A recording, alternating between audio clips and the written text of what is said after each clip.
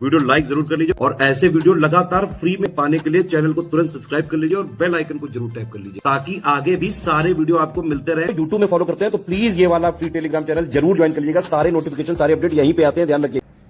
नमस्कार दोस्तों, exam preparation में मैं प्रियंका एक बार फिर से आप सभी का स्वागत करती हूँ। आज का जो टॉपिक है आपका सामाजिक धार्मिक सुधार आंदोलन है, जो कि 18वीं शताब्दी के उत्तरार्ध में शुरू हुआ था और लगभग 20वीं शताब्दी के मध्य तक चलता है। अगर आप न्यू हैं तो आप जानकारी ले लीजिए कि ये क्लास डेली दोपहर 1 बजे आती है। हम लोग जीएस सेक्शन इसमें कवर कर रहे हैं और इस बार ये जो सीरीज चल रही है वो सब्जेक्ट वाइज है। इसके अलावा आप देखेंगे कि रात को 9 बजे भी मैं प्रैक्टिस कराती हूँ, उसमें सब्जेक्ट वाइज क्वेश्चन चल रहे हैं। तो साइंस के टॉप 500 क्वेश्चन हो चुके हैं, पॉलिटी के हो चुके हैं, अभी इंडियन ज्योग्राफी चल रही है और ये दोपहर 1 बजे वाली क्लास में इंडियन ज्योग्राफी कंप्लीट हो चुकी है। तो ये सारी ही क्लासेस आपके लिए इंपॉर्टेंट हैं, प्लेलिस्ट में ऐड कर दी गई हैं। आप इन सब से अपनी प्रिपरेशन बेहतर कर सकते हैं। और इस क्लास की अगर आपको पीडीएफ चाहिए, डिटेल क्लासेस चाहिए, तो इसके लिए आपको गूगल प्ले स्टोर पर जाना है और स्टडी फॉर सिविल सर्विसेज का ऐप डाउनलोड करके आप वहां से अपना पेड कोर्स ज्वाइन कर सकते हैं, जिस भी कोर्स की आप प्रिपरेशन कर रहे हैं। आरओ री एग्ज़ाम देने वाले हैं, यूपी पीसीएस या जो अपकमिंग वैकेंसीज़ हैं जिनकी जानकारी आप लोग बार बार ले रहे हैं, बीईओ वगैरह की वैकेंसीज या अदर स्टेट पीसीएस है, यूके पीएससी, इन सभी की प्रिपरेशन के लिए आप एक बेहतर प्लेटफॉर्म है स्टडी फॉर सिविल सर्विसेज, उससे ज्वाइन करके अपनी प्रिपरेशन और अच्छी कर सकते हैं। फुल स्टडी मटेरियल दिया जाता है, सिलेक्शन मटेरियल है जो कि आपको लेटेस्ट ट्रेंड और पैटर्न को फॉलो करते हुए वहाँ पर आपको सारी चीज़ें समझाई जाएंगी। कोई आपको डाउट है, फुल पेड कोर्स लेने पर आप डाउट भी क्लियर कर सकते हैं डिस्कशन ग्रुप में। इसके अलावा आप देखेंगे सेक्शनल टेस्ट हैं, फुल लेंथ टेस्ट हैं, डेली प्रैक्टिस कराई जाती है। ज़्यादा से ज़्यादा प्रैक्टिस के साथ आप अपना एग्ज़ाम क्वालिफाई कर सकते हैं। तो ये होगी आपके कोर्स से रिलेटेड जानकारी। आज की क्लास स्टार्ट करते हैं। कल हम लोगों ने कुछ धार्मिक सुधार आंदोलन देखे थे, आज आगे डिस्कस करेंगे। 1-2 क्लासेस में ये सारे सामाजिक धार्मिक सुधार आंदोलन जो भी हुए वो सब के सब कंप्लीट हो जाएंगे। तो आज जो पहला आपको पढ़ना है वो है देवबंद आंदोलन। इसके बारे में आप देखेंगे 1866 में शुरू हुआ था। देवबंद सहारनपुर में, जो कि उत्तर प्रदेश में है।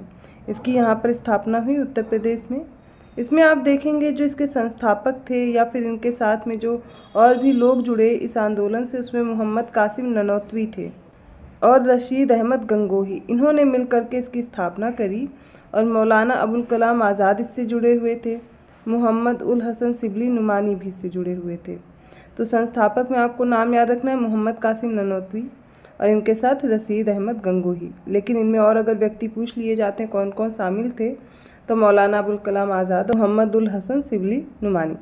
तो देवबंद आंदोलन हो गया। इसका आप उद्देश्य देखेंगे इस्लाम की उदारवादी व्यवस्था, इस्लाम की उन्नति के प्रयास किए गए, पाश्चात्य शिक्षा पद्धति का विरोध भी किया गया और सैयद अहमद खां के जो सिद्धांत थे इनका भी इसमें विरोध हुआ। लेकिन भारतीय राष्ट्रीय कांग्रेस की स्थापना का इसमें स्वागत किया गया था। 1866 में आपको भारत का ब्रह्म समाज पढ़ना है। हमने जब ब्रह्म समाज डिस्कस किया था 1828 का, तो उसी में मैंने बता दिया था, लेकिन फिर से एक बार दे दिया गया। तो केशव चंद्र सेन के द्वारा भारत का ब्रह्म समाज स्थापित होता है कलकत्ता में और ये समाज सुधार का क्रांतिकारी समर्थन था, जो कि ब्रह्म समाज के रूप में शुरू होता है, क्योंकि ब्रह्म समाज बढ़ जाता है 2 भागों में। एक भारत का ब्रह्म समाज कहा जाता है या फिर आदि ब्रह्म समाज समझ लीजिए, 2 भाग में बढ़ता है और केशव चंद्र सेन के द्वारा शुरू किया जाता है। अगला है प्रार्थना समाज, जिसकी स्थापना होती बम्बई में 1867 में। इसमें आप देखेंगे आत्माराम पांडुरंग थे, गोविंद रानाडे, रामकृष्ण गोपाल भंडारकर, ये सारे लोग इसके संस्थापक थे। इसका उद्देश्य देखेंगे तो हिंदू धार्मिक विचारधारा और प्रथाओं में सुधार लाना, एकेश्वरवाद का समर्थन करना, महिलाओं की दशा में सुधार करना और जो धार्मिक रूढ़िवादिता है या जाति भेदभाव बहुत ज़्यादा फैला हुआ था भारत में उस समय, उसको दूर करना, उसका विरोध करना। रामकृष्ण गोपाल भंडारकर जो थे, इन्होंने बॉम्बे विश्वविद्यालय में कुलपति के रूप में भी कार्य किया और पुणे में महर्षि कर्वे द्वारा जो स्थापित किया गया पहली बार महिला विश्वविद्यालय, इसके ये कुलपति भी रहे थे। 1870 में इंडियन रिफॉर्म एसोसिएशन की स्थापना होती कलकत्ता में। किसके द्वारा? तो केशव चंद्र सेन का नाम आपको याद रखना है। और ये बाल विवाह के विरुद्ध थे। इन्होंने इसके लिए जनमत संग्रह करने का प्रयास किया, महिलाओं की सामाजिक दशा में सुधार लाने का भी प्रयास किया, विवाह की जो ब्रह्म पद्धति है इसको कानूनी दर्जा देने की इन्होंने वकालत की थी। नवा विधान या फिर न्यू डिस्पेंशन जो है, इसकी स्थापना हुई 1881 में। केशव चंद्र सेन के ही द्वारा, और 1881 में केशव चंद्र सेन ने अपना नवा विधान अर्थात न्यू डिस्पेंसेशन सर्जित किया, जिसका आप देखेंगे एक नए सार्वभौम धर्म के प्रसार की ओर बढ़ना ही उद्देश्य हो गया। 1875 में आर्य समाज की स्थापना की गई बम्बई में, और इसकी स्थापना की दयानंद सरस्वती ने, जिनका नाम मूलशंकर था। 1875 में स्थापना होती, डेट सबकी याद रखिएगा। हिंदुओं को अपने धर्म में गहरी आस्था रखने की इसमें सलाह दी गई। इनका उद्देश्य था कि जो हिंदू धर्म में सुधार है वो लाए जाएं, हिंदुओं के धर्मांतरण पर रोक लगाई जाए, इसके साथ साथ वेदों का सर्वोच्च महत्व बताया जाए। देखिए उस समय क्या ईसाई मिशनरीज आ रही थी, भारत में दबाव हो रहा था, या फिर जो भारत में यूरोपीय कंपनी आई हुई थी वो लोग यही चाहते थे कि धीरे धीरे धर्म में बदलाव किया जाए। तो अपना धर्म प्रसार कर रहे थे, लेकिन जो हिंदू थे वो धीरे धीरे क्या हो रहे थे, कन्वर्ट होते जा रहे थे।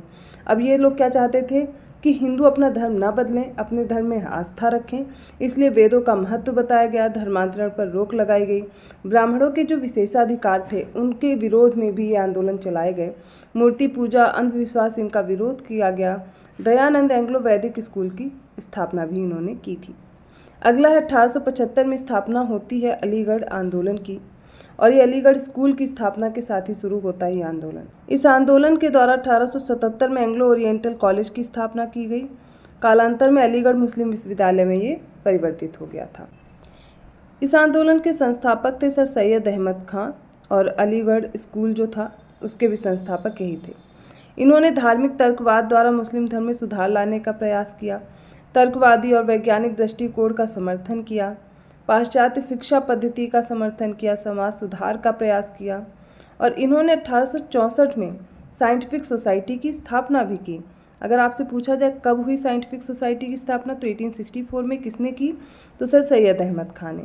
1870 में इन्होंने तहजीब उल अखलाक नामक उर्दू पत्र का प्रकाशन भी किया। तो याद रखिएगा, ये फैक्ट्स आपके लिए इम्पॉर्टेंट हैं। नेक्स्ट है 1875 में ही थियोसोफिकल सोसाइटी की स्थापना। इसकी स्थापना तो न्यूयॉर्क में हुई थी, लेकिन इसका मुख्यालय कहाँ पर था, मद्रास के निकट अडयार नामक स्थान पर इसका मुख्यालय स्थानांतरित किया गया था। यहाँ पर आप देखेंगे इनके संस्थापक में रूसी महिला थी मैडम SP ब्लैटवस्की, और इनके साथ थे एक अमेरिकी कर्नल HS अल्कॉट। इनका नाम याद रखना, इन दोनों ने मिल करके इसकी स्थापना की, लेकिन बाद में इससे एनी बेसेंट भी जुड़ गई थी, इसलिए इम्पॉर्टेंट है, इसको याद रखना। यहाँ पर आप देखेंगे इसका उद्देश्य क्या रहा, तो उपनिषदों से प्रेरणा लेना, वेदांत दर्शन के महत्व को समझना, प्राचीन धर्म दर्शन में मानवता का प्रचार करना। अब इनकी अपनी पुस्तक भी थी थियोसोफिकल सोसाइटी के द्वारा, wake up India, a plea for social reform. इसमें एनी बेसेंट ने विधवाओं के पुनर्विवाह और दलित वर्गों की मुक्ति का आह्वान किया था। तो एनी बेसेंट भी इससे आगे संबद्ध रहती है थियोसोफिकल सोसाइटी से, और इसके जो भी फाउंडर हैं उनको याद रखना बहुत ज़रूरी है। 1878 में साधारण ब्रह्म समाज की स्थापना होती है कलकत्ता में। शिवनाथ शास्त्री और आनंद मोहन बोस मिलकर के इसकी स्थापना करते हैं समाज सुधार के लिए। 1884 में दक्कन एजुकेशनल सोसाइटी की स्थापना होती है। कहाँ पर हुई, तो पुणे में हुई। किसके द्वारा, MG Ranade, VG छिब्दोनकर, GG Agarkar, ये इनके संस्थापक थे। पश्चिमी भारत में जो शिक्षा और संस्कृति को प्रोत्साहन देने का कार्य किया वो इन्हीं लोगों ने किया। 1885 में पूना में फर्ग्यूसन कॉलेज की स्थापना भी इन्हीं लोगों ने की थी। आगे देखते हैं 1908 में सेवा सदन की स्थापना हुई बम्बई में। किसके द्वारा किया गया, तो बहराम जी M मालाबारी के द्वारा। बाल विवाह के लिए इन्होंने बहुत ज़्यादा विरोध को प्रदर्शित किया था और इसमें बहुत सुधार के लिए कार्य भी किए। विधवा पुनर्विवाह की इन्होंने वकालत की। सामाजिक रूप से जो शोषित महिलाएं हैं इनके उत्थान के लिए भी इन्होंने कार्य किए। 1887 में इंडियन नेशनल सोशल कॉन्फ्रेंस की स्थापना हुई बम्बई में MG रानाडे और रघुनाथ राव के द्वारा। इसका उद्देश्य ही था समाज में सुधार लाना। प्रार्थना समाज के अलावा पूना में सार्वजनिक सभा, अहमदनगर शिक्षा समाज, इंडियन सोशल कॉन्फ्रेंस जिसने भारतीय राष्ट्रीय कांग्रेस के सामाजिक सुधार प्रकोष्ठ के रूप में कार्य किए थे, और बाल विवाह के खिलाफ लोगों को प्रेरित करना, इसके लिए इन्होंने प्रतिज्ञा आंदोलन भी शुरू किया था। औद्योगिक सम्मेलन और विधवा पुनर्विवाह संघ से जुड़े थे। तो देखिए, इंडियन नेशनल सोशल कॉन्फ्रेंस हो या इसके अलावा आपने आत्मीय सभा पढ़ा, थियोसोफिकल सोसाइटी पढ़ी, इन सब का उद्देश्य क्या था, तो आप कॉमन चीज़ें पा रहे हैं कि उस समय महिलाओं की दशा बहुत खराब थी या फिर ब्राह्मणवाद का वर्चस्व था। तो इन्हीं चीज़ों से बचने के लिए, इन्हीं चीज़ों से उबरने के लिए, इनकी दशा सुधारने के लिए इन लोगों ने कार्य किए। अब इसके साथ साथ आप ये भी देखेंगे कि ब्राह्मणवाद और महिलाओं की स्थिति तो खराब थी ही, लेकिन जातिवाद भी बहुत ज़्यादा फैला हुआ था, उसके लिए भी इन लोगों ने बहुत सारे कार्य किए। तो आप देखेंगे जो पिछली जो रूढ़िवादिता थी, जो भी जाति व्यवस्था थी, इन सभी के खिलाफ ये लोग आके खड़े हुए और वेदों को और अपने धर्म के बारे में इन्होंने सिखाना शुरू किया और उसी का प्रचार प्रसार किया। अपने धर्म की इन्होंने विशेषताएं बताई। तो 1887 में देव समाज की स्थापना हुई लाहौर में। शिव नारायण अग्निहोत्री के द्वारा इन्होंने धार्मिक सिद्धांत ब्रह्म समाज से मिलते जुलते अपने प्रचार प्रसार किए, अर्थात इनका भी जो सिद्धांत था वो सेम ही था ब्रह्म समाज की तरह। एक ऐसी सामाजिक आचार संहिता के निर्माण के पक्षधर थे जिसमें रिश्वत, जुआ, शराब, मांसाहार, इन सब पर प्रतिबंध का प्रावधान हो। इसके बाद 1889 में अहमदिया आंदोलन शुरू हुआ कादिया, पंजाब से। इसके संस्थापक थे मिर्जा गुलाम अहमद।